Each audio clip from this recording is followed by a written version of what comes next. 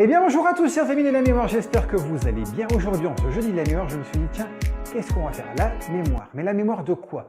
Une matière peut-être vivante, oui, qui a des pouvoirs énergétiques très importants dont je vais faire un plaisir de vous parler, c'est l'eau.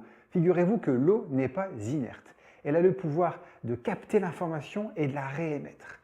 Il a été remarqué que les pensées pouvaient affecter, pouvaient sensibiliser l'eau, figurez-vous. Il y a différents chercheurs, docteurs, comme le docteur Benveniste, Collin, ou particulièrement aussi le japonais Matsuru Emoto, qui a pu découvrir qu'à la fois à travers des pensées positives, des énergies positives, des ondes, des vibrations, une musique agréable, l'amour, avec un grand M, YMCA, ok, pouvait effectivement augmenter la valeur énergétique de l'eau. Et à contrario, bien sûr, qu'est-ce qui se passe? Si c'est la peur, la rancœur, des sentiments négatifs, automatiquement ça affectait l'eau et il n'y avait effectivement rien de spécial qui se passait. Les tests ont été faits sur des plantes.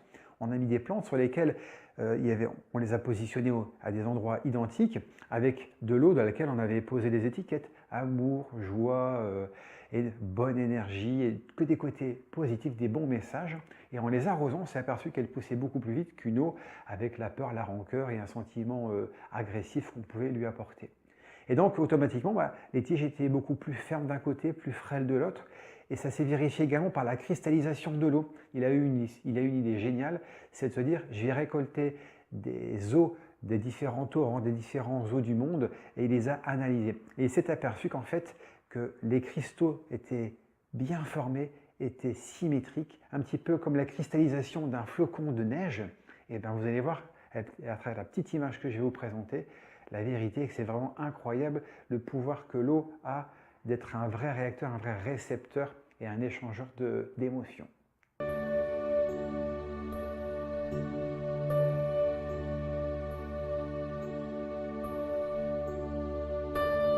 Savoir également que l'eau est un résonneur. Il joue un rôle d'interface avec notre corps et le monde qui nous entoure. On peut dire également que l'eau a le pouvoir de rétablir physiquement beaucoup de choses en nous si on est vraiment en pleine conscience. Mettons un petit peu le côté mystique de côté, mais gardons ça un petit peu en tête également.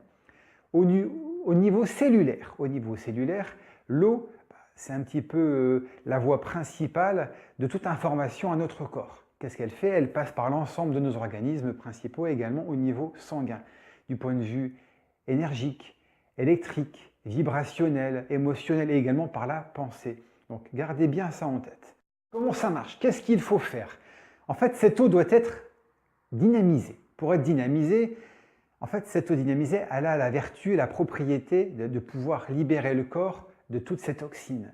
Il existe des vitaliseurs d'eau, on peut mettre également l'eau, on va dire, pendant 3 heures au soleil. On peut faire appel à un vortex naturel. C'est un petit système, c'est un petit bouchon que l'on met d'une bouteille à l'autre. Et en les inversant, il y a un petit tourbillon comme un vortex qui se crée. Il faut faire ça 3 fois de chaque côté, un dans un sens d'aiguille d'une montre et l'autre dans l'autre sens.